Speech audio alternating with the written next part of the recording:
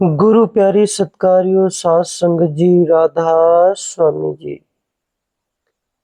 सात संगत जी, मैं आप लोगों से एक विनती करना चाहता हूँ कि मेरे इस चैनल पर कुछ नई संगत जुड़ रही है।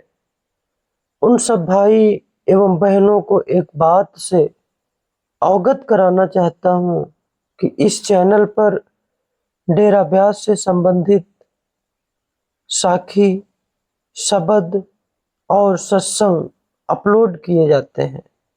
जो भी संगत साखी, शब्द और सत्संग सुनना चाहती है, बड़ी खुशी के साथ इसका लाभ उठा सकती है जी। राधा स्वामी जी। सात संगत जी, आज जो हम आपको साखी सुनाने जा रहे हैं, यह पांचवी पातशाही श्री गुरु अर्जुन देव जी महाराज के जमाने की साखी है, जिसमें एक पिता और पुत्र दो प्रमुख पात्र हैं और हमारे प्यारे सतगुरु उनकी संभाल कैसे करते हैं। तो आइए बिना समय को गवाए हुए हम सीधे चलते हैं उस साखी की ओर। तो बात गुरु अर्जुन साहिब के जमाने की है।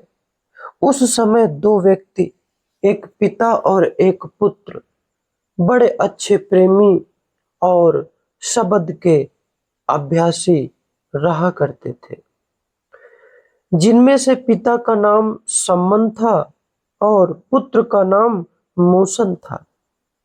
वे दोनों मजदूरी करके अपना गुजारा किया करते थे। जब गुरु साहिब अमृतसर से लाहौर गए तो कोई सेवक कहे कि मेरे घर खाना खाओ, कोई कहे कि मेरे घर खाना खाओ। यह देखकर गुरु साहिब ने कहा कि आप सब लोग अपनी सूची बना लो कि किसके दिन, किसके घर, किस दिन प्रसाद ग्रहण करना है। यह बात सुनकर सम्मन और मूसन को भी शौक हुआ कि हम भी प्रसाद करें। उन्होंने सोचा कि खर्च को पूरा करने के लिए और अधिक मजदूरी कर लेंगे। सो उन्होंने भी उस सूची में अपना नाम दर्ज करवा दिया। जब उनका प्रसाद करवाने का दिन नजदीक आया तो सात संगत जी, वो दोनों बड़े बीमार पड़ गए। जो रुपया उन लोगों ने कमाया हुआ था, वह सारा पैसा उनकी बीमारी में लग गया। अब प्रसाद करवाने का दिन आया। लांगरियों का एक नियम था कि जो खाना उन्हें सुबह बनाना होता, उसके लिए वे रात को ही बर्तन और अन्य सामान तैयार कर लेते थे।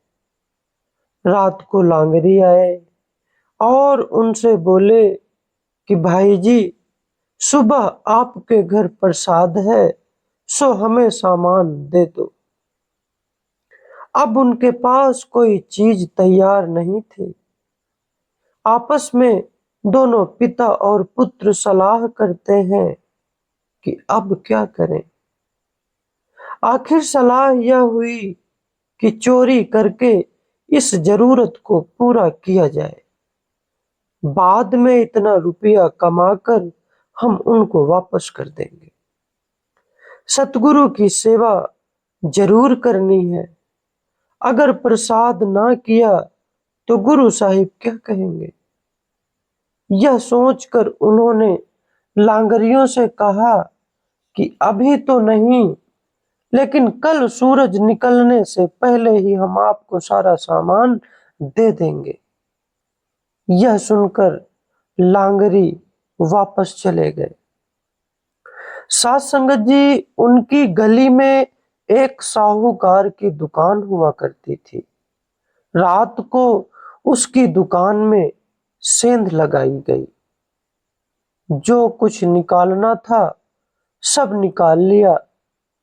सिर्फ नमक, मिर्च, मसाला वगैरह बाकी रह गया था। पहले तो कहने लगे कि यह मसाला वगैरह रहने दें, फिर सोचा कि नहीं, दोबारा चलकर ले ही आएंगे। जब वे मिर्च मसाला लेने गए तो सास संगत जी, साहूकार जाग गया। उस समय बाप तो दुकान से बाहर आ चुका था, लेकिन बेटा सेंध में से निकल रहा था। जब सिर बाहर निकला तब साहूकार ने उठकर नीचे से टांगे पकड़ ली ताकि वह बाहर ना निकल सके। बाप बाहर की ओर खींचने लगा और साहूकार उसको पैर पकड़कर अंदर की ओर खींच रहा था। अब ना बाप छोड़े ना साहूकार छोड़े, बड़ी खींचातानी दोनों में होती रही। बड़ी मार्मिक घटना है, दिल को छू जाती है। अंततः बेटे ने अपने बाप से कहा कि पापा, आप मेरा सिर काट लो, कहीं ऐसा ना हो कि सुबह हो जाए और लोग कहें कि देखो गुरु के शिष्य चोरी करते हैं। सो देर ना करो, फौरन मेरे सिर को काट लो। सिर से ही तो इंसान की पहचान होती है। अगर सिर ही ना रहा तो लाश किस तरह पहचानी जाएगी। अब बाप अपने ही बेटे का सिर काटे तो कैसे काटे, जरा सोचो। उसने कहा, मैं सिर नहीं काट सकता। पुत्र ने कहा, पिताजी, गुरु के लिए मेरा सिर काट लो, क्योंकि मैं नहीं चाहता कि गुरु की बदनामी हो। इस तरह बदनामी भी नहीं होगी और सतगुरु की सेवा भी पूरी हो जाएगी। बाप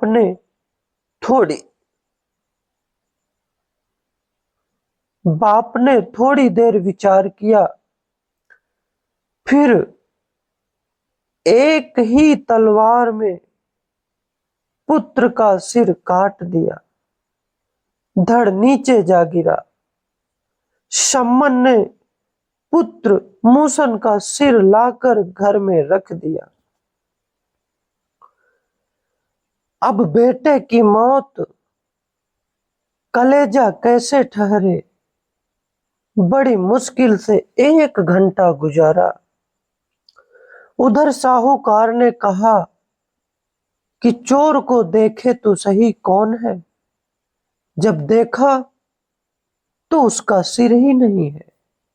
उसको बड़ी फिक्र होने लगी। मन में सोचता है, अगर इसको ठिकाने ना लगाया तो सुबह पुलिस मेरे दरवाजे पर खड़ी होगी और मैं पकड़ा जाऊंगा। पुलिस कहेगी कि तूने सिर काटा है, हो ना हो किसी के घर में इसको रख दे। उसने सम्मन को बुलाया और बुलाकर उससे कहा कि एक लाश मेरे घर पर है, उसको कहीं ठिकाने लगाना है और उसके बदले में मैं तुम्हें कुछ पैसे भी दे दूंगा। मैं तुझे और ढेर सारा इनाम दूंगा। मैं तुझे बड़ा खुश कर दूंगा। तू बस इस लाश को कहीं ठिकाने लगा दे।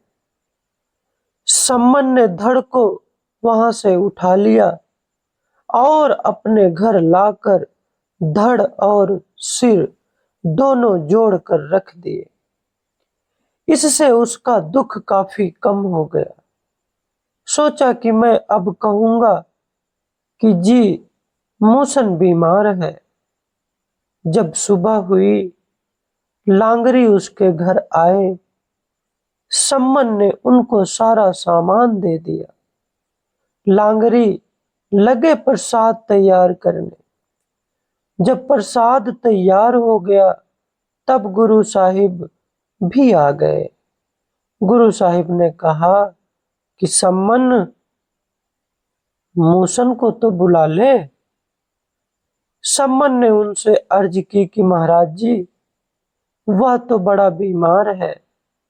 गुरु साहिब ने फरमाया, बीमार है तो क्या हुआ, तू उसे बुला ले।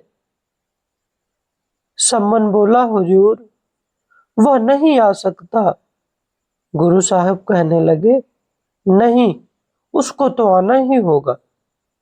सम्मन ने हाथ जोड़कर अर्ज की कि हुजूर, मेरे कहने से वह नहीं आता है।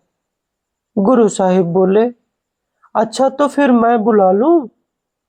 सम्मन ने कहा, जी हाँ, जरूर आप बुला लो। गुरु साहब ने आवाज लगाई, मूसन, ओ मूसन, मूसन उठकर बाहर आ जा।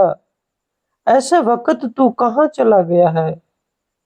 गुरु जी का इतना ही कहना था कि मूसन उठकर 9 बर 9 यानी ठीक ठाक होकर बाहर आ गया और मूसन और सम्मन दोनों गुरु साहिब के चरणों में गिर गए।